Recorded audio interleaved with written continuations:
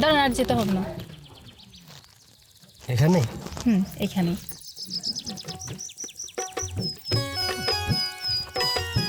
এসো ভাই, ভাড়া কত? 50 টাকা। আচ্ছা ঠিক আছে।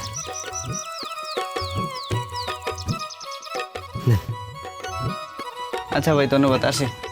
চলো, কোন দিকে? এই দিক থেকে একটু ভিতরে চলো। চলো। আরে এটা তুমি কি করলে? তোমাকে এত করে বললাম যে এত দামি ফোন নিয়ে আমার বাবা বাড়িতে যাওয়ার দরকার নেই, তুমি কি করলে? এই ফোন নিয়ে আসছো, একটু বাটন ফোন নিয়ে আসতে পারলে না? কে উল্টাপাল্টা কথা বলছো? হ্যাঁ, আমি হচ্ছি আমার শ্বশুরের একমাত্র মেয়ের জামাই। তার একটু স্টাইল না থাকলে হয় নাকি? আমি কম দামি ফোন নিয়ে আসবো নাকি? আমি তো দামি ফোন নিয়ে আনবো, তাই না? হয়েছে হয়েছে, আপনার এই স্টাইল আপনার কাছেই রাখেন। আমার বাবা যে রাগী, আপনার এই স্টাইল যখন আমার বাবা দেখবে না, আপনার ঘাটটাকে মটকে দিবে, আর আপনার এই স্টাইল জুতা খুলে দৌড়াবে। এই আমার স্টাইল জুতা নিয়ে পালাবে না কি নিয়ে পালাবে সেটা সময় হলে দেখা যাবে। হ্যাঁ, এখন চলো, আর দাঁড়িয়ে থাকতে পারছি না, চলো। ঠিক আছে চলুন, কিন্তু আপনার এই দামি ফোন এটাকে লুকিয়ে ফেলুন। আচ্ছা ঠিক আছে, লুকিয়ে ফেললাম, চলো।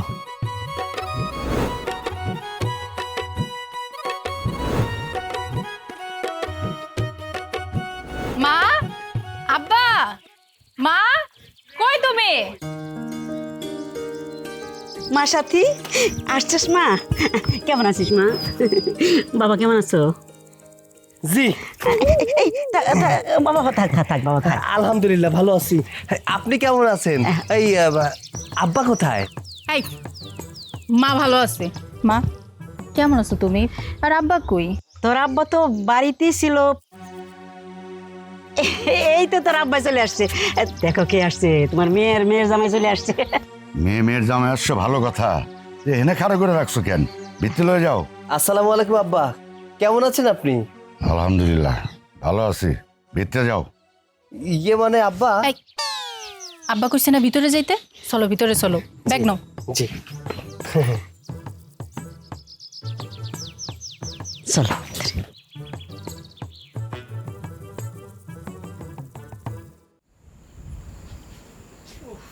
কই যাও, খাবার দাবার দাও, চলো।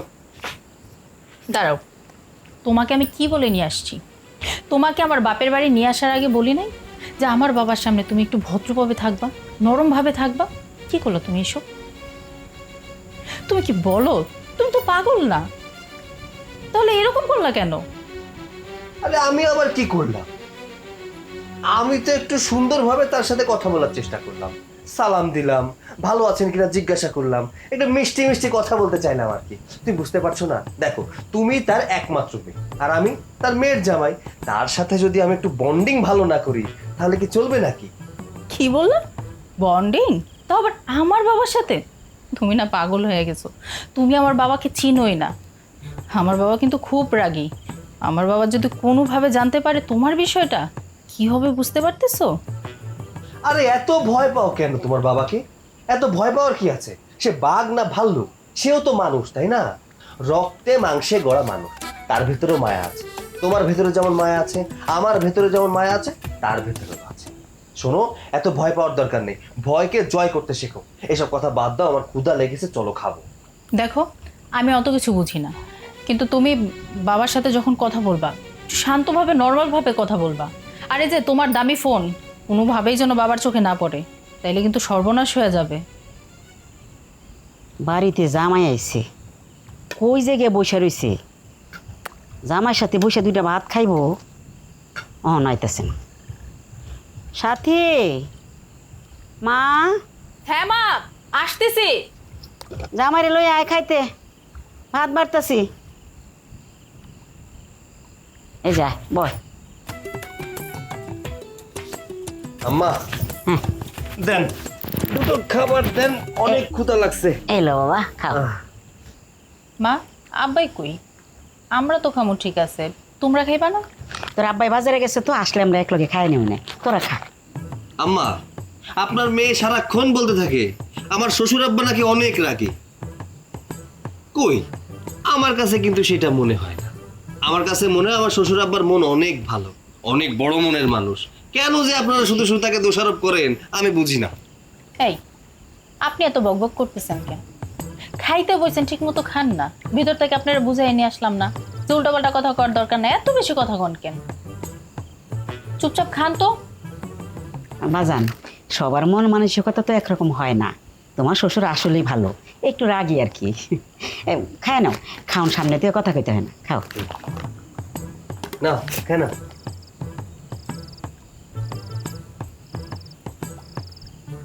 ও গুরু ঘর বানাইলা কি দিয়া, দরজা জালনা আব্বা দাঁড়ান। কই গেছিলেন আপনি? কই গেছিলাম মানে? বাজারে গেছিলাম। এত রাতের বেলা বাজারে কি আপনার? এত রাতের বেলা বাজারে যাবেন কেন? আপনি বয়স হয়েছে না আপনার? হ্যাঁ, আমরা গ্রামগঞ্জের মানুষ, বাজারে একটু যাই, ঘোরাঘুরি করি, চায়ের দোকানে বসি, চা খাই। আর ওই যে আমাদের মতো বয়সী যারা আছে তাদের সাথে কথাবার্তা কই। শুনেন শ্বশুর আব্বা, আপনার একটা কথা বলি। এই যে এত রাত পর্যন্ত আপনি যদি দোকানে বসে থাকেন, তাহলে আপনি কখন ঘুমাবেন? হ্যাঁ, আপনি সকাল সকাল ঘুমাবেন। সকাল সকাল ঘুমাইলে সকাল সকাল ঘুম থেকে উঠতে পারবেন, কাজ যাইতে পারবো। দেখেন, এতদিন আপনি একা একা কাজে যাইতেন, কষ্ট হইতো, কেউ কোনো হেল্প করতো না, মানে সাহায্য করতো না আর কি। আমি চলে আইছি আপনার সাথে, সকালবেলা আমি কামলা দিতে যাবো, মানে কাজ করতে যাবো জমিতে, ঠিক আছে? আমি কিন্তু সকালবেলা আপনার ডাক দিব, খবরদার ঘুমাবেন না। শোনো, তুমি যে ঘুমাও, সকালে আমার কাজ আমি করুম, তোমার উঠতে হবে না। যাও, তুমি যে ঘুমাও। আপনি আমার শ্বশুর আব্বা, নিজের বাপের সমান। আপনার সম্মান দিতে হইব, ভালোবাসতে হইব, শ্রদ্ধা করতে হইব, আপনার কাজে হেল্প করতে হইব। শুনেন, সকালবেলা উঠে নামাজ পড়বেন, নামাজ পড়ার পর আর ঘুমাবেন না, ঠিক আছে? আমরা ওই সময় উঠে চলে যাব, আবার সকাল 8টা বাজে এসে নাস্তা করে তারপরে আবার কাজে যাব, ঠিক আছে? আচ্ছা ঠিক আছে, তুমি যা ঘুমাও। সব তো সব। এত কথা কইলে কেউ শুনে। দেখা হবে সকাল 6টায়।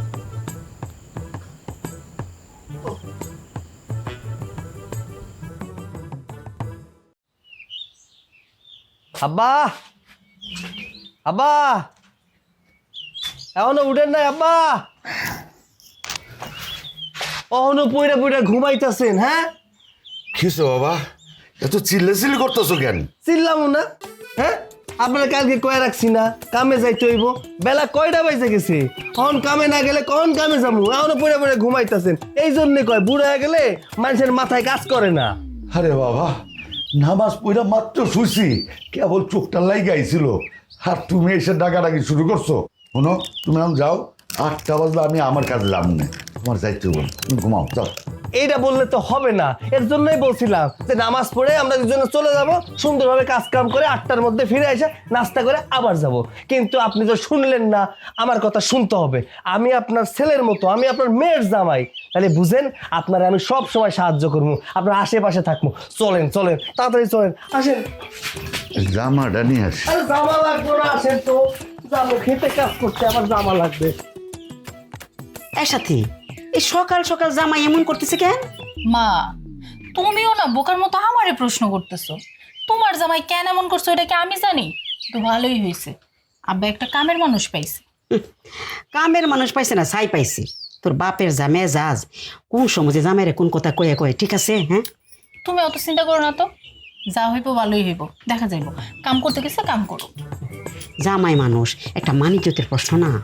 তোর বাপ তোর এসব বুঝে না, যখন যা মন চায় তাই বলে ফেলে, জামাইয়ের সাথে ব্যবহার খারাপ করে।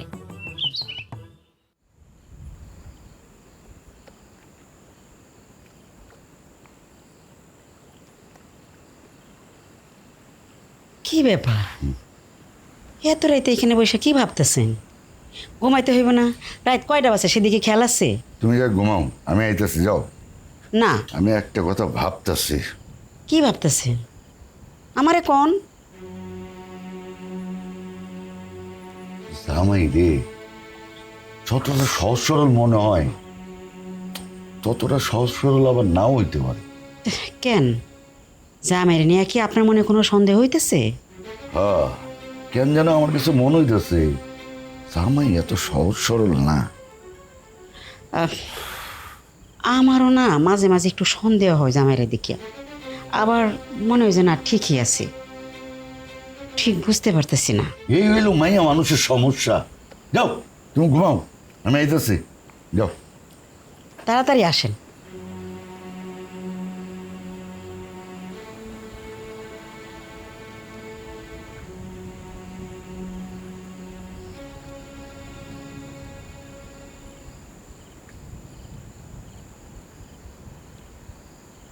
মা সাথী, আমি তোর মা, আমার কাছে সত্যি করে বলতো জামাইয়ের সাথে তোর কোথায় পরিচয় হয়েছিল?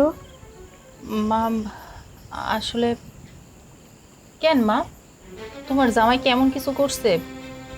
ওর কোনো কিছুতে মন খারাপ করো না তো। এমনিতে একটু বেশি কথা কয়, কিন্তু তোমার জামাই কিন্তু অনেক ভালো, মন থেকে অনেক ভালো। আমি তোরে যেটা জিজ্ঞেস করছি সেটার উত্তর দে, জামাইয়ের সাথে তোর কোথায় পরিচয় হয়েছিল? কোথায় আর হইব মা, আমাকে কলেজেই তো তোমার জামাইয়ের লগে আমার দেখা হয়েছিল, পরিচয় হয়েছে। দেখ, আমি তোর মা, তুই কোনটা সত্যি কইতেছস আর কোনটা মিথ্যা কইতেছস সেটা আমি ভালো করে বুঝি। তুই আমার কাছে সত্যিটা বল না মা। মা, তোমার জামাই কাউরে কইতে না করছে। আসলে তোমার জামাইয়ের সাথে আমার এই, তুই না বলছিলি ফেসবুকে কার সাথে প্রেম করছিস? সে মেয়েটা কই, দেখালি না তো? আরে দেখ, মেয়েটাকে দেখতে যতটা সুন্দর মনে হয় অতটা সুন্দর না। আরে মেয়েটা তো বাস্তবে অনেক কালো। কালা? আরে হ্যাঁ,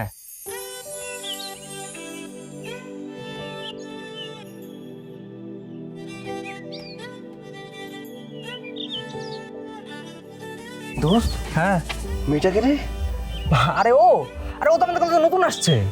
আর আমি যতটুকু জানি বা যতটুকু শুনছি, মেয়েটা অনেক মেধাবী, কিন্তু খুবই সাধারণ করে একটা মেয়ে, বুঝছিস? থাক, তোরা কিছু বলতে হবে না, হ্যাঁ? আমার যা বোঝার আমি বুঝে গেছি। আমি যাই, ওর সাথে কথা বলবো, হ্যাঁ? আরে শোন না জীবন, কই যাচ্ছিস? যাক, এক্সকিউজ মি। কি ব্যাপার, আপনি এভাবে আমার পথ আটকালেন কেন? ইয়ে মানে, আপনার নামটা জানতে পারি? নাম জানার জন্য কোনো মানুষের পথে এইভাবে আটকায়? না মানে আসলে আপনাকে তো কখনো এই কলেজে দেখিনি, এর জন্য আর কি নাম জানতে চলে এলাম। জানতে পারি আপনার নামটা কি? আরে চা,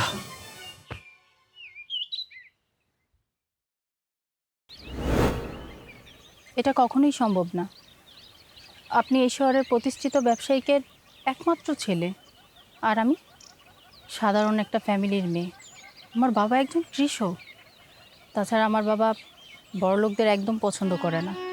কোনো বড়লোক ছেলের সাথে আমাকে কখনোই বিয়ে দিবে না। কেন সম্ভব না?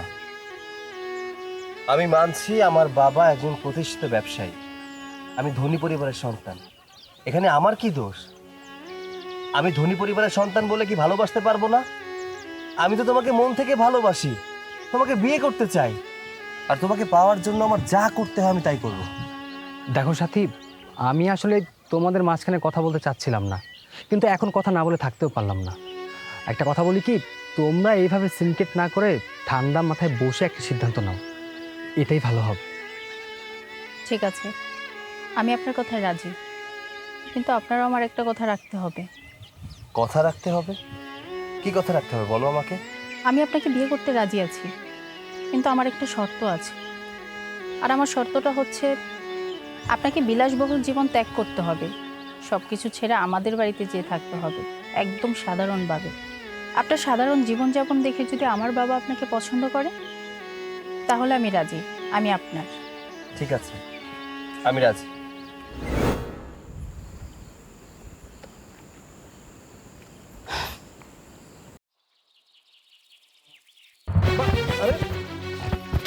বেরাও! কোনো ধনের দুলাল আমার বাড়ির জামাই হতে পারে না। আব্বা, তুমি এসব কি বলতেছো? ও এ বাড়ি থেকে চলে যাবো মানে? ও যদি এই বাড়ি থেকে চলে যায়, আমি ওর সাথে চলে যাবো। আর ওরে তো আমি এই বাড়িতে নিয়ে আসছি। আপনি চলেন, এই বাড়িতে থাকার কোনো দরকার নেই, চলেন।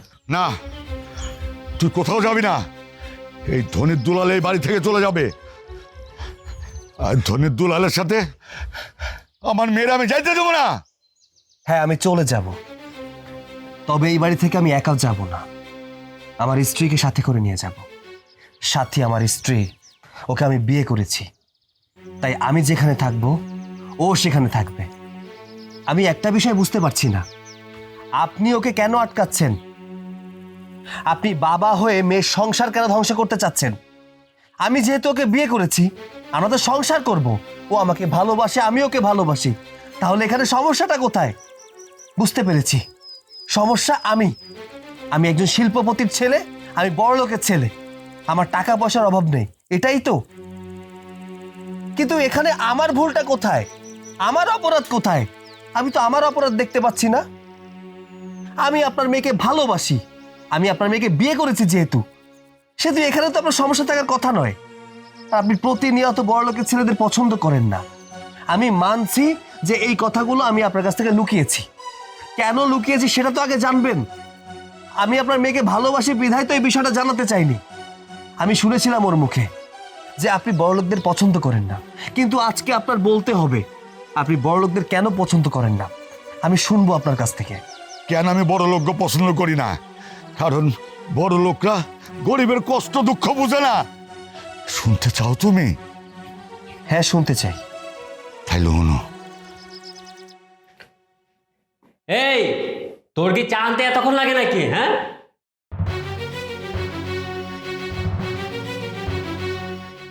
এই যে চা নাও।